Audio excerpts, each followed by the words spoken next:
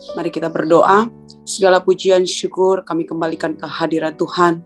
Karena kebaikan Tuhan, karena anugerah Tuhan, kami dapat menikmati berkat firman Tuhan pada hari ini. Biarlah setiap berkat-berkat rohani yang kami dapatkan pada hari ini boleh menjadi kekuatan yang baru dalam setiap kehidupan kami. Dan pakai hidup kami Tuhan untuk memuliakan nama-Mu senantiasa Bapa. Terima kasih Tuhan Yesus. Kami siap mendengarkan kebenaran firman-Mu. Haleluya. Amin. Baik, puji Tuhan, Shalom. Pada hari ini saya akan membawa firman Tuhan dengan judul Kekuatan Hidup Ketika Kita Mampu untuk Mengucap Syukur. Kekuatan hidup ketika kita mampu untuk mengucap syukur. Firman Tuhan yang saya bawakan di dalam Matius 15 ayatnya yang ke-32 hingga ayatnya yang ke-39. Yesus memberi makan 4.000 orang. Lalu Yesus memanggil murid-muridnya dan berkata, hatiku tergerak oleh belas kasihan kepada orang banyak itu. Sudah 3 hari mereka mengikuti aku dan mereka tidak mempunyai makanan. Aku tidak mau menyuruh mereka pulang dengan lapar, nanti mereka pingsan di jalan. Kata murid-muridnya kepadanya, bagaimana di tempat sunyi ini kita mendapat roti untuk mengenyangkan orang banyak yang begitu besar jumlahnya? Kata Yesus kepada mereka, berapa roti ada padamu? 7, jawab mereka. Dan ada lagi beberapa ikan kecil. Lalu Yesus menyuruh orang banyak itu duduk di tanah. Sesudah itu ia mengambil ke-7 roti dan ikan-ikan itu, mengucap syukur, memecah-mecahkannya dan memberikannya kepada murid-muridnya. Lalu murid-muridnya memberikannya pula kepada orang banyak. Dan ketika semuanya makan sampai kenyang, kemudian orang mengumpulkan potongan-potongan roti yang sisa, 7 bakul penuh. Yang ikut makan ialah 4.000 laki-laki, tidak termasuk perempuan dan anak-anak. Lalu Yesus menyuruh orang banyak itu pulang, ia naik perahu dan bertolak ke daerah Magadan. Baik, puji Tuhan. Firman Tuhan pada hari ini yang ingin saya bagikan bagi setiap kita, ada beberapa poin yang perlu kita perhatikan dari bacaan firman Tuhan kita pada pagi hari ini. Kita lihat pada ayat yang ke-33. Di sini murid-murid berkata kepada Yesus, kata murid-muridnya kepadanya, bagaimana di tempat sunyi ini kita mendapat roti untuk mengenyangkan orang banyak yang begitu besar jumlahnya. Dari setiap bacaan yang kita baca di sini, saudara-saudara, bahwa bagaimana murid-murid mengikut Tuhan, melihat setiap perbuatan-perbuatan Tuhan yang ajaib, dan ketika Tuhan banyak orang mengikut Tuhan dan Tuhan mau memberikan makan kepada mereka di tempat itu, dan murid-murid berkata, bagaimana di tempat sunyi ini kita mendapat roti untuk mengenyangkan orang banyak itu. Dalam perikop yang tadi saya bawakan, bahwa kekuatan hidup kita ketika kita mampu untuk kita bersyukur kepada Tuhan. Dalam hal kekurangan di sini, saudara, bagaimana situasi atau keadaan memang tidak memungkinkan sehingga murid-murid mengatakan demikian.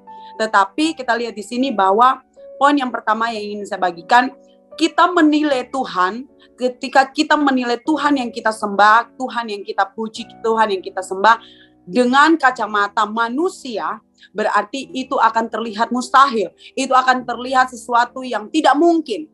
Tetapi kita harus menilai Tuhan dengan kacamata rohani kita, bagaimana kita harus membedakan.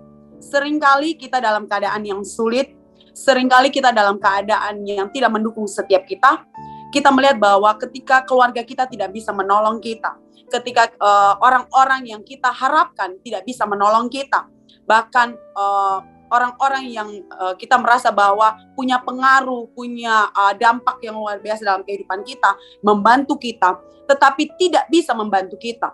Kadang sebagai manusia, seringkali kita merasa bahwa ketika manusia atau orang-orang yang kita harapkan itu tidak bisa membantu kita, di situ putuslah harapan kita. Di situ kita merasa bahwa tidak ada lagi yang dapat menolong kita. Bahkan tidak ada jalan keluar bagi setiap kita.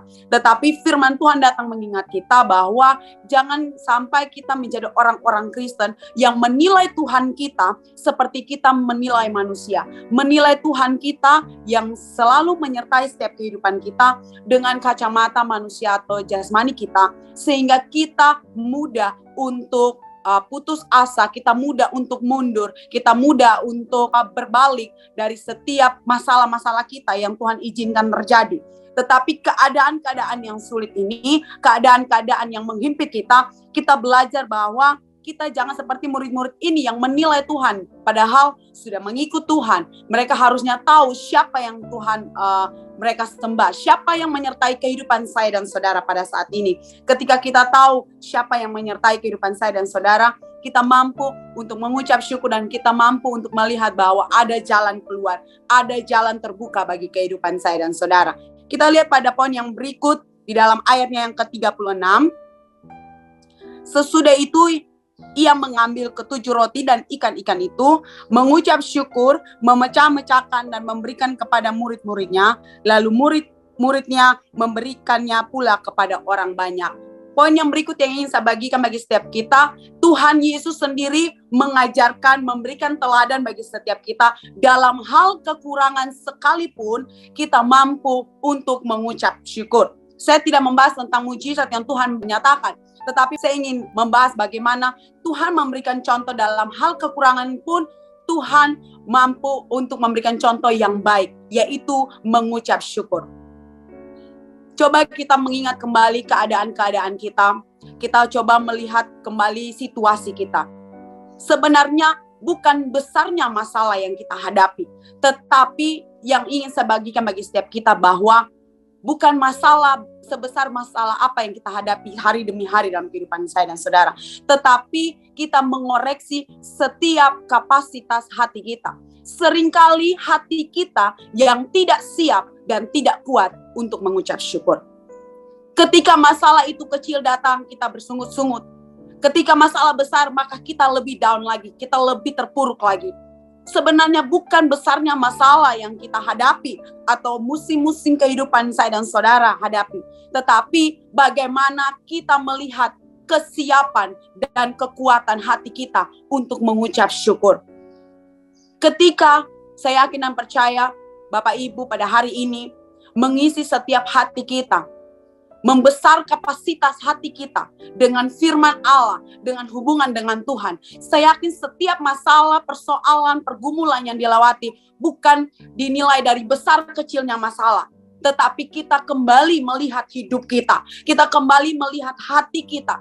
Bagaimana kapasitas hati kita melewati setiap persoalan, pergumulan yang Tuhan izinkan. Ketika kapasitas hati kita dipenuhi oleh firman Allah, kita perbesar kapasitas hati kita dipenuhi dengan kebenaran-kebenaran firman Allah. Saya yakin dan percaya bahwa kapasitas hati kita perbesar dengan kebenaran-kebenaran firman Tuhan.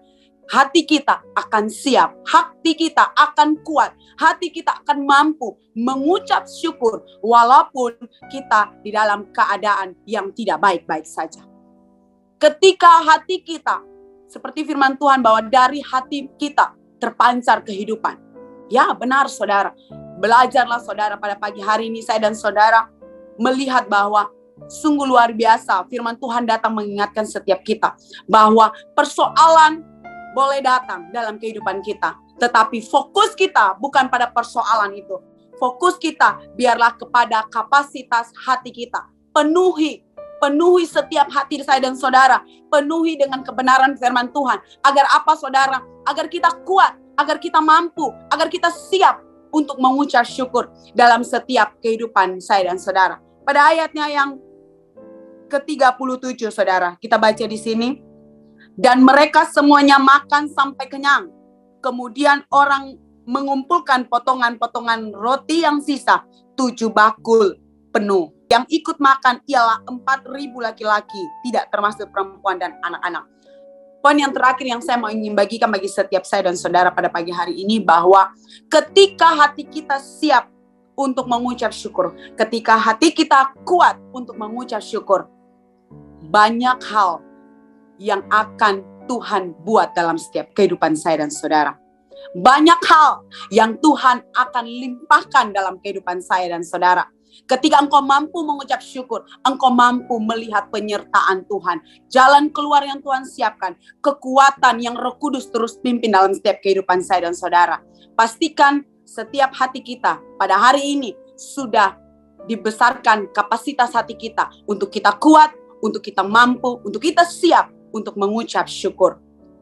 Dan yang terakhir saudara, ketika engkau lemah pada hari ini, ketika engkau merasa engkau tidak berdaya, engkau lemah, mari kita koreksi setiap kapasitas hati kita di hadapan Tuhan.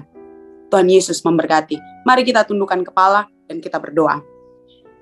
Bapa kami ada dalam kerajaan surga, yang kami kenal dalam nama Tuhan Yesus, kami berdoa agar setiap kami mempunyai hati yang taat kepada firman Tuhan. Firman-Mu adalah kebaikan kami, karena firman-Mu mengandung janji. Walaupun terkadang kami tidak mengerti, tapi pimpinlah kami untuk tetap mampu melakukannya. Mari dekapkanlah kedua tangan di dada. Jika saudara punya pergumulan, persoalan, tantangan di dalam karir, studi, keuangan, masalah keluarga, kesehatan, apapun juga, termasuk perjodohan, biarlah berkat Tuhan turun ke atasmu dan kekuatan kasih Tuhan turun atasmu. Dan percayalah Tuhan akan membukakan pintu-pintu berkat serta damai sejahtera Allah menaungimu senantiasa. Saudara terkasih, jika ada yang sakit, mari tumpangkan tangan di bagian yang sakit, supaya menjadi sembuh di dalam nama Tuhan Yesus Kristus. Haleluya. Amin. Baik, puji Tuhan. Jika Bapak Ibu membutuhkan konseling dan doa, boleh menghubungi nomor yang tertera di bawah ini. Tuhan Yesus memberkati.